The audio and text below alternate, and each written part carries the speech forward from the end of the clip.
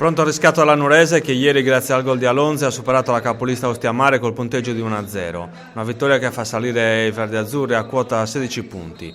La cronaca. Gli ospiti partono col piede sull'acceleratore ma la prima occasione capita all'Lanurese al 10° con Bagaglini. Il difensore, imbeccato su punizione da Veracchi, non riesce ad impattare di testa la palla con la giusta angolazione. L'Ostia fa la partita ma la Lanurese è pronta a reagire come al 13° con un'azione in velocità conclusa dal tiro di Veracchi. La sfida rimane in bilico fino al 24° quando la Lanurese passa in vantaggio grazie al gol di Alonzi. L'attaccante su azione di calcio d'angolo usufruisce di un assist di Bagaglini che in rovesciata tenta la giocata. L'Ostiamare prova la via del gol su una punizione di Angeletti, ma la difesa libera. È la mezz'ora. La Lanurese si rende pericolosa ancora con Veracchi, che addomestica un pallone sulla tre quarti e tenta di sorprendere Barrago, ma la palla passa di poco alta sulla traversa. Al 42° per i laziali ci prova Ferrari, ma Frasca para a terra.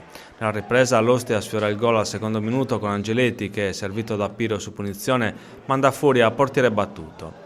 Il secondo tempo vede costantemente l'Ostia in proiezione offensiva e al 15° i laziali si rendono pericolosi con Angeletti che dalla sinistra tenta la conclusione che finisce al lato.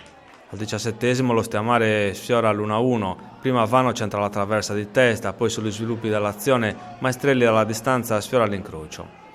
Al 30° Cadao viene atterrato sulla tre quarti, Bianchi su punizione trova in area Cappai che colpisce di testa debolmente. Angeletti al 39° su punizione dalla linea di fondo calcia direttamente in porta, Frasca respinge di pugni, la palla finisce a Cadao che si fa 60 metri inseguito da mezza squadra avversaria ma viene bloccato al limite dell'area.